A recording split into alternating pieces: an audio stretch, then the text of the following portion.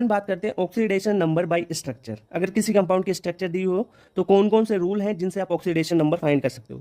पहला रूल है, अगर कोई सिंगल कोवेलेंट बॉन्ड है किसी कंपाउंड में तो जिसकी इलेक्ट्रोनेगेटिविटी ज़्यादा है उसको -1 दे दो, और जिसकी कम है इलेक्ट्रोनेगेटिविटी एटम की उसे +1 ऑक्सीडेशन स्टेट दे दो। जैसे NH3 है, यहाँ पे देखो नाइट्रोजन से 3 हाइड्रोजन एक एक कोवेलेंट बॉन्ड द्वारा जुड़े हुए हैं। इस हाइड्रोजन को देखो, फर्स्ट को +1 दोगे हाइड्रोजन को क्योंकि इसकी इलेक्ट्रोनेगेटिविटी कम है, और नाइट्रोजन की ज्यादा है तो इसे -1। फिर इस हाइड्रोजन को +1, फिर नाइट्रोजन को -1, इस हाइड्रोजन को +1, नाइट्रोजन को -1। तो नाइट्रोजन पे टोटल इन तीनों हाइड्रोजन के द्वारा -1 1 3 बार आ गया ना, तो नाइट्रोजन की ऑक्सीडेशन नंबर हो जाएगी -3। ठीक है, पहला रूल ये हो गया। दूसरा, अगर आपके पास कोऑर्डिनेट बॉन्ड हो, कोऑर्डिनेट बॉन्ड में क्या होता है, एक इलेक्ट्रॉन डोनर एक्सेप्टर को देता है। अगर डोनर लेस इलेक्ट्रोनेगेटिव हो तो डोनर को +2 दे दो, अगर एक्सेप्टर मोर इलेक्ट्रोनेगेटिव हो तो एक्सेप्टर को -2 दे दो। ठीक है, जैसे H2SO4 में देखो, ये H2SO4 की स्ट्रक्चर है, यहाँ पे देखो ये ऑक्सीजन ये सल्फर, सल्फर ऑक्सीजन को दे रहा है तो ऑक्सीजन को दे रहा है, और ये एक्सेप्टर है जिसकी इलेक्ट्रोनेगेटिविटी ज्यादा है तो इसको -2, सल्फर को +2। वैसे ही इस ऑक्सीजन के लिए -2, यहाँ पे सल्फर के लिए +2।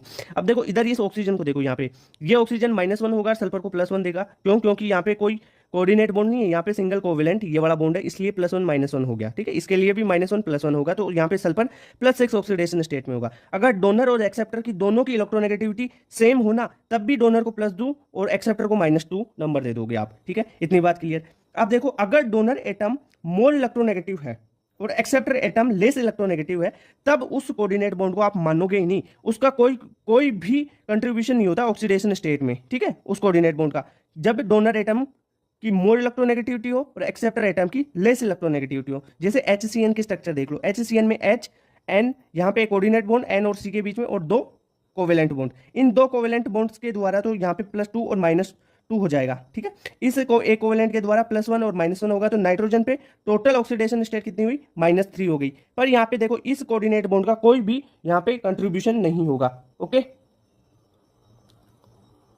तो रूल्स तो बता दिया, अब कुछ एक्सेप्शन के रूप में देख लो कि इनकी स्ट्रक्चर से ही आप इनकी ऑक्सीडेशन स्टेट पता कर पाओगे। जैसे कैरोज एसिड है, इसकी स्ट्रक्चर याद होनी चाहिए इन चीजों की। कैरोज एसिड की स्ट्रक्चर देख लो, H2SO5 की, सल्फर से एक कोऑर्डिनेट बॉन्ड, ये दूसरा कोऑर्डिनेट बॉन्ड ऑक्सीजन के साथ में, और बाकी कोवेलेंट बॉन्ड है। तो सल्फर यहाँ पे देखो एक की पेरोक्साइड बॉन्ड भी है। स्ट्रक्चर को ध्यान से देखो, स्ट्रक्चर में आपको पूछा भी जा सकता है कि कितने पेरोक्साइड बॉन्ड है। ये देखो, ऑक्सीजन ऑक्सीजन के बीच बॉन्ड है तो पेरोक्साइड बॉन्ड है।